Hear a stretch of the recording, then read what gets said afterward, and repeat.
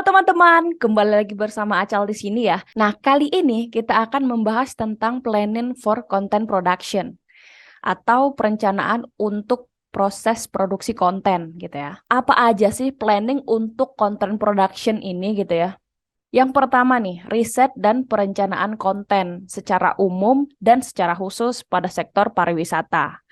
Kemudian pencarian ide untuk konten komunikasi pemasaran. Kemudian selanjutnya pemilihan media digital, content planning template untuk membuat rencana produksi video. Dan yang terakhir nih, perencanaan naskah dan storyboard konten video. Jadi kita akan membahas 5 poin ini ya, teman-teman sekalian. Aduh, konten apa ya? Inilah problematika awal setiap konten kreator gitu. Entah siapapun orangnya gitu kan. Kadang kebingungan ini muncul di kepala gitu. Aduh, aku mau konten apa ya? Kayaknya konten orang bagus-bagus banget. Bingung gitu di awal karena kita nggak tahu kita mau konten apa. Your content is like Ikigai. Jadi Ikigai ini merupakan buku tentang self-improvement terkenal dari salah satu penulis Jepang gitu ya. Jadi konsepnya seperti ini. Jadi kita membuat scoop hal yang kita suka dan apa yang orang butuhkan. Kemudian kita cari titik tengah. Itulah konten yang tepat buat kita. Jadi kita juga enak ngerjain gitu kan, dan orang juga suka gitu. Jadi win-win solution lah gitu. Trigger question atau question yang bisa membuat kita bereaksi gitu ya. Kalau kamu harus sharing suatu topik dalam waktu 1.000 jam, tentang apa itu? Nah, bingung nggak tuh? Kira-kira apa nih teman-teman? Udah ada kepikiran kah? Apa sih topik yang bisa kita bahas dalam waktu 1.000 jam? Jadi 1.000 jam itu lama banget ya teman-teman. Satu hari 24 jam. Nah, tinggal kali ini aja gitu. 1.000 dibagi 24. Berapa? Ayo, ayo, ayo, ayo. Udah dapat jawabannya? Simpen aja ya. Kita lanjut ke slide selanjutnya. Nah, di sini aku bakal kasih tahu cara riset konten. Jadi ada 5 cara ya. Mungkin teman-teman juga bisa ngikutin cara aku ini. Yang pertama, analisis kreator sejenis. Jadi kita memperhatikan tipe konten apa nih yang sering mereka posting dan jenis postingan apa yang paling sukses. Misal nih, kalau misalnya teman-teman melihat konten kreator seperti Deddy Corbuzier gitu kan. Nah, Deddy Corbuzier itu kan lebih fokus ke podcast gitu. Misalnya teman-teman sekalian memiliki minat untuk menjadi host podcast gitu. Bisa nih, bisa mencari referensi gitu ya dengan konten kreator yang sejenis gitu. Atau buat teman-teman yang suka masak gitu ya. Bisa banget cari konten kreator seperti kayak Chef Arnold yang berkaitan dengan konten apa yang kita suka gitu. Ingat metode ini. ATM, amati, tirukan, dan modifikasi gitu. Kemudian yang selanjutnya nih, benchmark konten kreator. Ikuti akun media sosial yang serupa dengan niche kamu dan perhatikan konten yang mereka posting. Niche itu adalah segmented ya, atau bisa dibilang bahasa Indonesianya itu lebih ke audiens kita gitu. Segmentasi audiens kita itu seperti apa? Contohnya misal nih bapak-bapak, ibu-ibu atau teman-teman sekalian suka tentang skincare, berarti segmented kita atau niche kita itu tentang beauty gitu. Atau misalnya kalau bapak ibu sekalian suka berkebun gitu, berarti niche kita fokus ke tanaman atau tumbuh-tumbuhan atau bagaimana cara berkebun gitu. Nah, yang ketiga adalah survei. Buatlah survei singkat dan sederhana untuk mengetahui apa yang pengikut kamu inginkan dan butuhkan gitu. Dan kita juga bisa mengetahui followers kita itu maunya apa gitu. Jadi komunikasi di sini dua arah. Selain kita bisa menyajikan konten yang terbaik, kemudian mereka mendapatkan apa yang mereka butuhkan. Gitu ya teman-teman. Kemudian nih, yang keempat nih, follow trend. Ya, benar banget ya.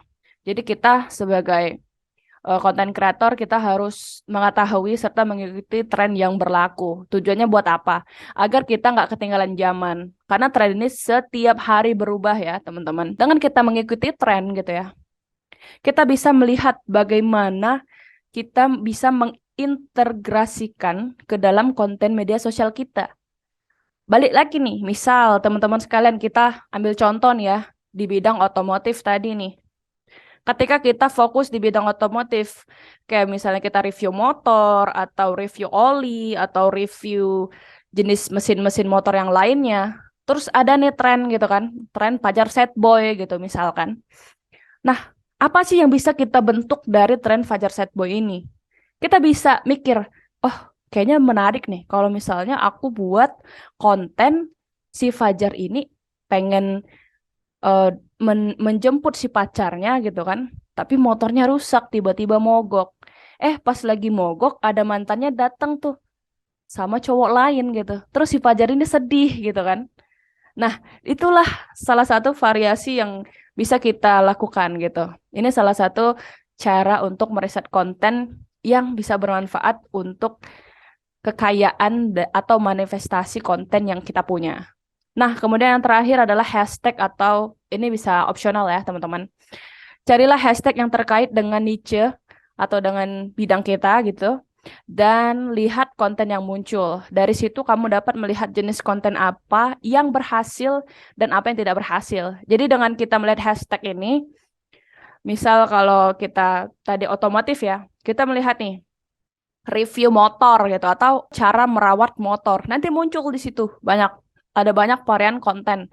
Di situ kita bisa melihat, oh ternyata konten yang kayak gini ya yang orang suka gitu. Kita bisa menilai gitu. Ini selanjutnya step by step content planning. Kira-kira apa aja sih untuk step by stepnya gitu ya.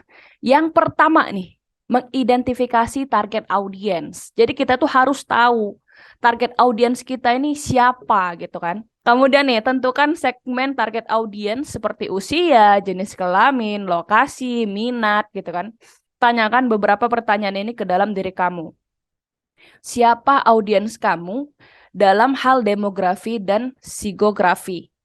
Ini lebih ke audiens kita secara umum gitu ya.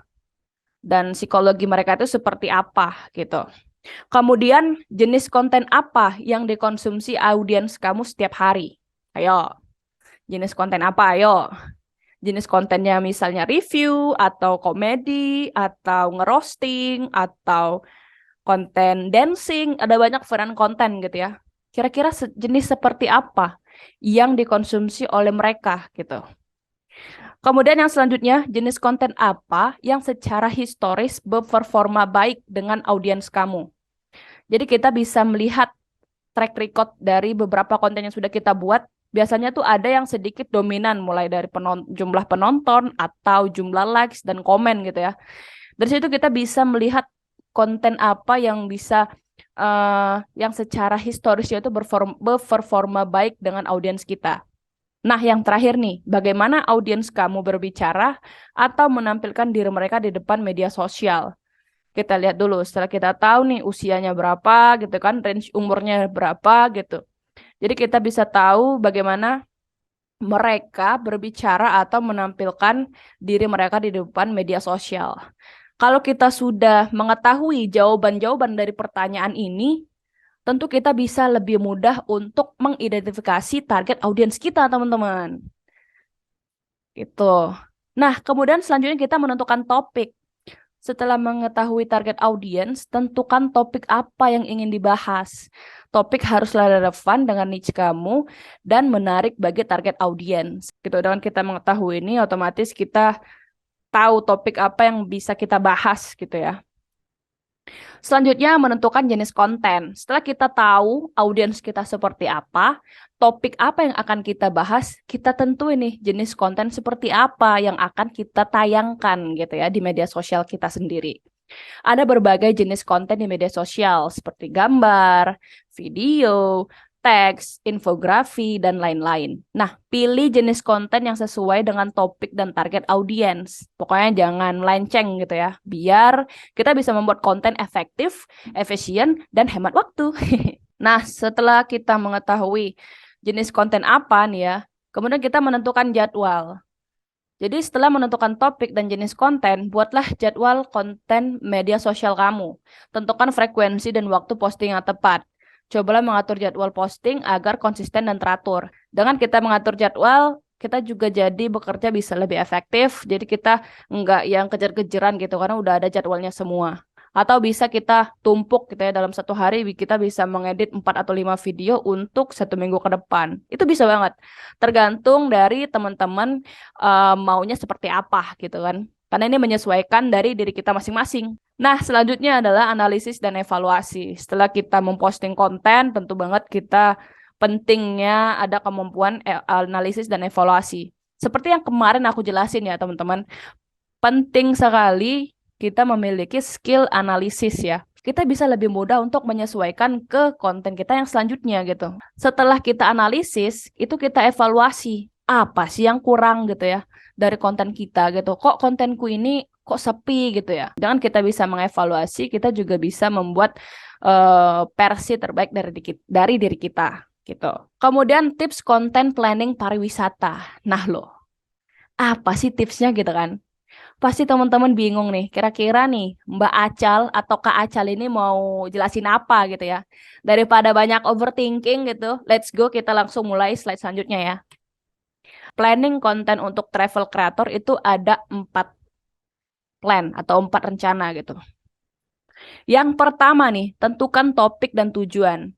Apakah konten tersebut bertujuan untuk mempromosikan destinasi wisata di kotamu berlibur atau memberikan tips traveling dan memberikan informasi seputar wisata? Jadi kita tentuin dulu nih. Ketika misal nih, aku mau ke Malioboro gitu. Nah, aku mau ke Malioboro ini buat apa gitu? Mungkin aku bisa share bagaimana cara dari bandara ke Malioboro dengan menggunakan transportasi umum gitu. Di sini kita bisa share hal yang menarik dan tujuannya itu untuk apa. Tapi masih tetap dalam seputar pariwisata atau tempat wisata yang kita tuju gitu. Nah, setelah itu kita identifikasi target audiens. Apakah konten yang kita tuju itu untuk pelancong lokal, internasional, ataukah untuk keluarga, pasangan, atau solo traveler? Jadi dengan kita bisa mengidentifikasi target audiens, kita jadi lebih tahu gitu. Penggunaan bahasanya seperti apa dalam konten kita nanti gitu. Atau misalnya kita bisa jadiin di script juga, "Hey, kamu solo traveler, gimana sih caranya bertahan hidup walaupun tanpa uang? Nah, sini nih, aku kasih tips nih, cara bertahan hidup tanpa uang." Misalnya kayak gitu ya. Itu contoh aja ya, teman-teman. Itu contoh ya. Nah, selanjutnya adalah buat rencana konten. Jadi dengan adanya rencana ini otomatis proses kita membuat konten itu menjadi lebih berstruktur dan tidak berantakan, tidak menyimpang juga ya. Karena kebanyakan banyak sekali penyakit konten kreator ini niatnya buat apa malah jadinya apa gitu karena tanpa perencanaan konten. Selanjutnya adalah cari sumber informasi. Setelah mengetahui topik, tujuan, target audiens, dan langkah selanjutnya nih, mencari sumber informasi.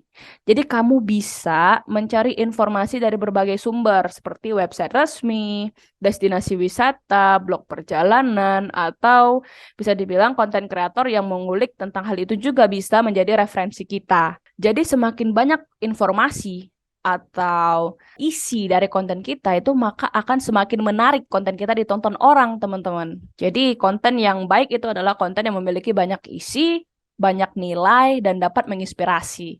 Ya nggak sih? Ya dong. Nah, selanjutnya adalah tips cari ide konten. Tim anti kehabisan ide cek. Ya, yang pertama nih, analisis konten yang sukses. Jadi kita melihat konten orang yang sukses itu seperti apa. Ini banyak sekali trial and error gitu ya. Percobaan gagal, yang ini oh ternyata gagal, oh yang itu gagal, oh ternyata kok aku nggak pernah berhasil gitu ya. Ya tenang aja ya Bun, Bapak-bapak, Ibu-ibu, teman-teman sekalian gitu ya.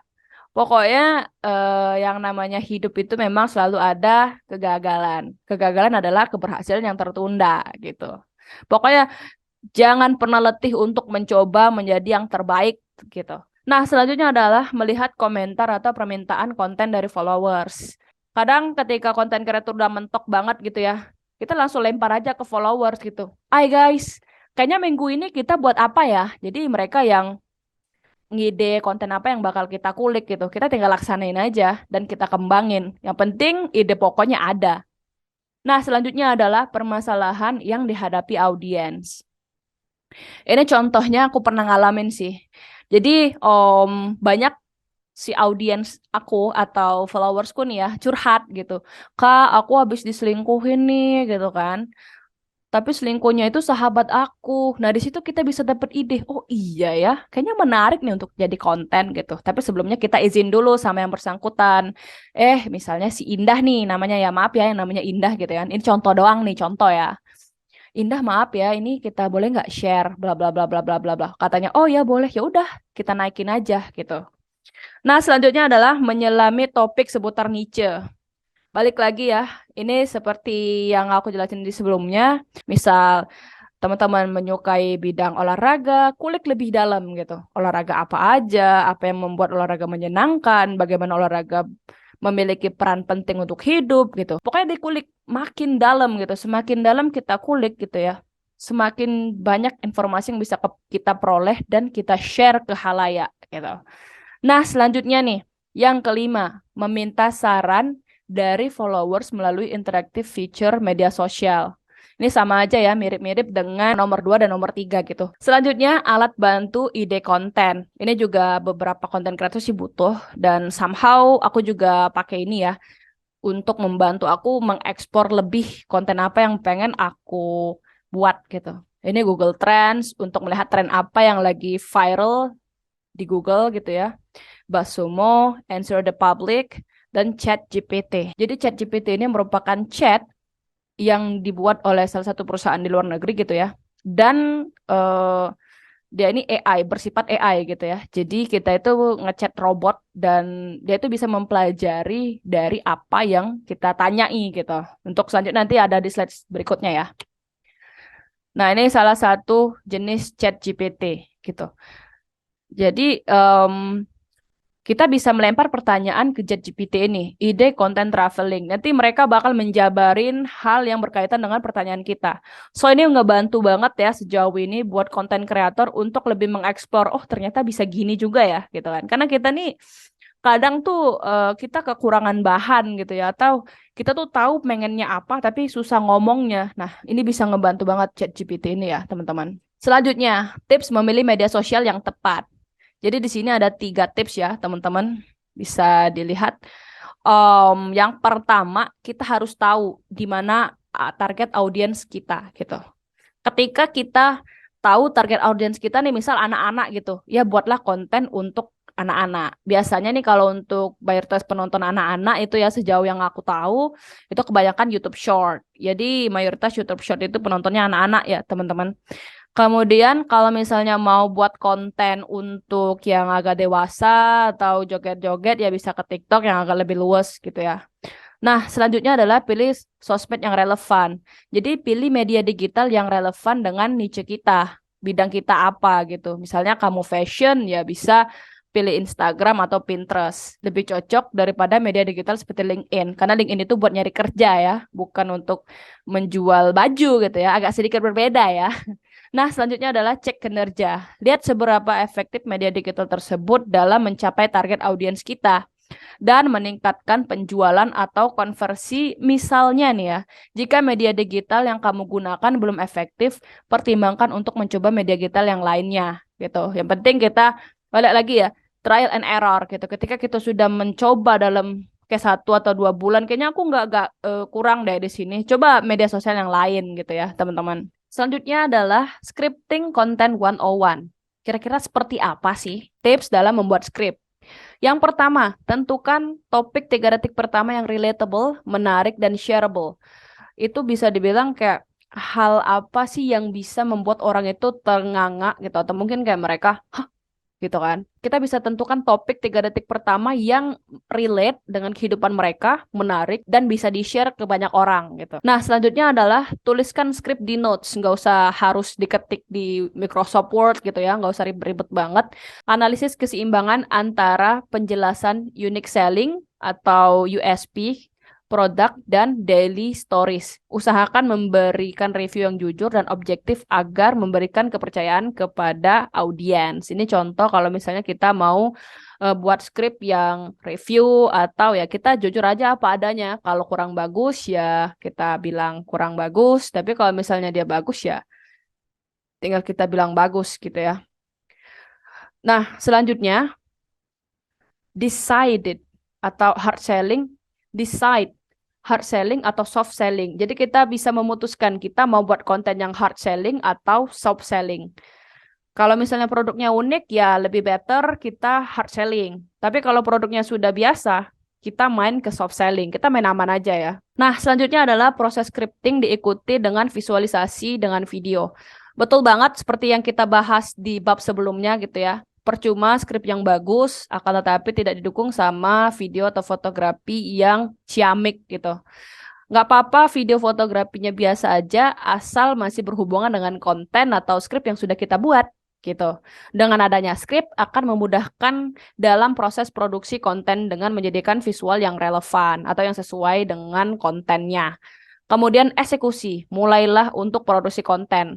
Pokoknya kalau udah ada skrip nih ya, langsung aja hajar buat konten gitu. Jangan ditunda-tunda lagi. Sebenarnya kalau misalnya dilihat nih ya, seperti e-band atau seperti botak TikTok gitu, mereka tidak akan bisa seperti sekarang kalau mereka tidak pernah memulai untuk produksi konten mereka sendiri. Soal jelek atau bagus itu soal nanti. Yang penting produksi konten. Jangan pernah takut ya, jangan pernah merasa aduh nanti cringe. Ya udah, namanya juga hidup berproses gitu. Nggak ada orang yang dari melek langsung bisa lari. Pasti ada persiapan dulu. Entah dia melek kayak pemanasan dulu, pasang sepatu, baru bisa lari gitu kan. Seperti itu. Nah, next teman-teman, di sini ada dua, do's dan don'ts. Bisa menggunakan bahasa sehari-hari yang nyaman, relatable, dan up to date. Jadi ini bisa membuat engagement yang tinggi karena seolah-olah orang itu merasa kita sedang diajak bicara gitu ya. Itu kan nggak yang menggunakan bahasa ilmiah banget gitu karena kita bukan skripsi lagi skripsi ya teman-teman ya. Nah, selanjutnya adalah pakai intonasi saat berbicara dengan pelafalan yang jelas. Jadi kalau misalnya kita buat konten yang orang bingung nih, orang ngomong apa gitu kan. Oke guys. Nah, ini orang kayaknya habis baterai nih ya kayaknya. Terus langsung orang swipe up gitu, kayak males nonton kita karena kita nggak jelas ngomongnya gitu. Yang terakhir nih ya, scripting harus sesuai dengan visual yang menarik dari berbagai angle. Jadi semakin menarik angle yang kita ambil atau gambar yang kita ambil ya tentu bisa membuat orang semakin betah menonton walau itu lama gitu ya teman-teman ya. Nah, selanjutnya kita beralih ke jangan lakukan hal ini. Nih, jangan pakai bahasa ilmiah atau ribet yang terlalu bisnis. Jadi orang kayak, aduh, gua aja sekolah ribet gitu ya. Mau nonton yang kamu lagi. Gue tuh pengen nonton konten yang bikin otak gua itu refreshing. Misalnya kayak gitu ya. Nih, selanjutnya generalisasi konten yang bisa menarik semua target market. Impossible. Jadi emang kita tuh nggak bisa buat konten yang kita main general bisa semua orang gitu, semua market. Itu nggak bisa karena ya kita sadar aja, jadi mending kita mulai dari scoop yang kecil gitu kan, fokus gitu, bentuk target audiens kita seperti apa gitu ya. Ya nih, selanjutnya tidak jujur dan menjelekkan kompetitor atau produk lain. Jadi ya jangan terlalu munafik juga ya. Memang di media sosial itu nggak ada yang betul-betul 100% betul gitu atau 100% emang diri dia gitu. Tetapi kita jangan terlalu juga bohong semua gitu kan. Pokoknya kita ini bagaimana caranya kita bisa membangun trust dari penonton kita terhadap kita dengan personal branding yang kita punya gitu. Ketika mereka sudah percaya kita, mereka akan lebih mudah mendengarkan apa yang kita bicarakan di dalam media sosial. Seperti itu, teman-teman. That's why they call them it's influencer. Karena mereka bisa menginfluence target audience mereka sendiri gitu. Nah, untuk selanjutnya scripting flows hard selling. Jadi di sini kita bisa menentukan 3 detik pertama USP terunik, kira-kira apa gitu kan. Misalnya di sini contohnya nih, ternyata enak pakai pressure cooker ini, misalnya kayak gitu. Atau standing organizer 139K. Jadi langsung on point aja, dia nggak usah pakai basa-basi gitu kan. Langsung kasih harga, kasih namanya apa gitu. Nah, yang selanjutnya adalah alur menarik, singkat, padat, dan jelas sesuai target market, general Gen Z dan milenial, sederhana dan efeknya instan. Pokoknya nggak usah bertele-tele gitu kan. Nah, misalnya nih mau buat iklan, pada suatu hari hiduplah seorang raja, itu kan kayak orang males nontonnya apa gitu kan. Kita langsung aja on point gitu, singkat, padat, jelas, dan mudah dimengerti. Pokoknya bisa sampai ke orang yang kita tuju. Gitu aja. Selanjutnya nih, jika review produk atau jasa, wajib sudah pernah pakai, jujur dan tidak melebih-lebihkan. Kalau buat konten itu jujur gitu, jangan melebih-lebihkan gitu, jangan juga terlalu menjelek-jelekkan. Ya sebiasanya aja gitu ya. Kalau misalnya mau mereview makanan, ya makan dulu gitu. Mau mereview pakaian, ya dia pakai pakaiannya. Biar tahu rasanya seperti apa. Dan kita menceritakan ke calon konsumen atau audiens kita itu lebih meyakinkan. Jadi orang bisa yakin ini orang nih nggak bohong gitu. Nah, selanjutnya adalah berikan arahan yang jelas. Beli di mana dan harga berapa. Ini contoh untuk hard selling ya. Misalnya harganya cuma 20.000, beli di marketplace bla bla bla bla, misalnya kayak gitu. Ini untuk script yang soft selling. Jadi di sini kita cari permasalahan utama yang bisa dihubungkan dengan tren terkini, USP produk gitu. Tadi udah dijelasin kan USP itu apa gitu kan. Nah, kemudian carilah sesuatu yang sedang trending dan fresh. Terus kita gunakan bahasa sehari-hari yang mudah untuk dimengerti, seakan-akan kita sedang mengobrol dengan teman sendiri. Nih, misalnya nih kayak contoh video kakak ini ya. POV, kamu meniru 3 kebiasaan orang sukses dan hasil mulai melihat hasilnya. Nah, di sini mungkin kakaknya aku bisa nebak nih ya, yang akan dia jual itu yang pertama buku tentang self improvement, atau bisa course, atau juga bisa mini class gitu ya, yang berhubungan dengan self improvement, motivation dan lain sebagainya gitu. Karena penyampaian juga nggak yang terlalu serius gitu, nggak yang terlalu ayo beli sekarang gitu, nggak ya, tapi dia mainnya halus, pelan pelan pelan pelan pelan, tapi juga tetap sambil berjualan gitu. Ini contoh skrip info beasiswa ya, ini dari kakaknya. Jadi dia buatnya simple banget, expected post date, jadi ini ekspektasi dia postnya sebelum 6 Februari gitu ya. Ini scoopnya develop IG Reels, IG Story, include swipe link, publish, dan lain sebagainya. Ini IG Reels yang scriptnya kayak gini. Dia nggak yang terlalu ribet banget gitu ya. Yang penting dia ngerti poinnya apa gitu kan. Bisa daftar ISMA paket tes bahasa Inggris gratis. Gimana caranya? Nah, di sini dia langsung nih. Ini permasalahan dia taruh di depan gitu kan. Dia mengawali kontennya itu dari pertanyaan. Otomatis di sini penonton itu pasti mikir, emang gimana gitu kan? Kok bisa gratis gitu? So that's why inilah poin 3 detik pertama yang keren menurut saya ya. Nah, kemudian dia langsung explain gimana caranya ya. Nah, di sini dia langsung menaruh poin soft selling gitu. Untuk kamu yang pengen lanjut ke studi, pasti kamu nggak asing lagi sama ISMA gitu kan. Salah satu persyaratan yang harus kamu lengkapi dan yang paling banyak banget kesulitan adalah tes bahasa Inggris. Bla bla bla bla bla bla bla bla bla. Ini endingnya bagus banget ya untuk kakak ini. Dan di sini bisa kita lihat ada poin yang menarik ya. Ini hooknya di sini ada di bagian depan gitu ya. Kemudian kita storytelling langsung gitu. Dia menceritakan gimana caranya dan kemudian USP produk. Dia masuk ke sini nih. Kabar baiknya bla bla bla bla bla bla bla. Nah, ini call to action. Call to action ini di bagian bawah ya. Webinarnya diadain 6 Februari 2023 dan kamu bisa daftar sekarang juga melalui link bla bla bla bla. Best of luck study about a fighter. Nah, gitu. Ini selanjutnya contoh script untuk self-development. Yang pertama, kamu nggak perlu dapat gadget yang paling mahal untuk jadi konten kreator. Kamu nggak perlu baca ribuan buku untuk bisa lebih konsisten. Jadi di sini banyak banget ya teman-teman kalimat-kalimat yang dapat memotivasi kita untuk menjadi lebih baik lagi gitu. Nah, atau di sini nih, POV, kamu meniru 3 kebiasaan orang sukses dan mulai lihat hasilnya. Jadi di sini kakaknya sharing tentang apa aja kebiasaannya dan dia langsung masuk ke storytelling gitu ya. Nah, kemudian nih, bener nih tebakanku ya di sebelumnya gitu kan. Kakaknya ini dia soft selling untuk mempromosikan produk buku atau layanan pendidikan gitu kan.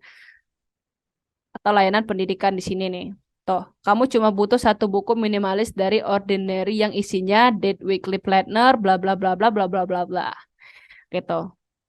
Nah, selanjutnya adalah aplikasi rekomendasi untuk planning konten. Di sini ada 4 aplikasi ya. Yang pertama Spreadsheet, ini udah biasa banget banyak orang yang pakai ya Spreadsheet ini. Kemudian Trello, ini juga aku baru tahu sih Trello ini, tapi ini bagus sepertinya. Selanjutnya adalah Notion. Nah, Notion ini juga aku baru tahu juga. Menarik ya Notion ini. Jadi kita bisa melihat workflow kita selama kita buat konten gitu. Nah, selanjutnya adalah Google Keep. Google Keep ini sejenis notes gitu ya, yang bisa digunakan untuk kita menulis, mengetik, dan membuat jadwal. Nah, selanjutnya adalah content planning template. Ini bisa banget teman-teman tiru gitu ya. Topiknya apa, title, body, expectation, post date. Ini ekspektasi postnya kapan gitu, suaranya apa, ini background, CTA, call to action, kita mau nyuruh orang itu ngapain, captionnya apa, dan statusnya sudah atau belum gitu. Sudah di post atau belum, atau ongoing atau on editing gitu ya. Nah, selanjutnya nih, content planning template. Di sini ada berbagai jenis ya. Ada yang jenisnya seperti ini, researching, writing, editing. Jadi dia lebih ke scoop-scoop dikasih peta-peta yang kayak gini ya. Petak-petak nggak tuh? Dikasih scope-scope works yang seperti ini. Ada yang model dia content planning yang kayak worksheet kayak gini ya. Atau master sheet namanya.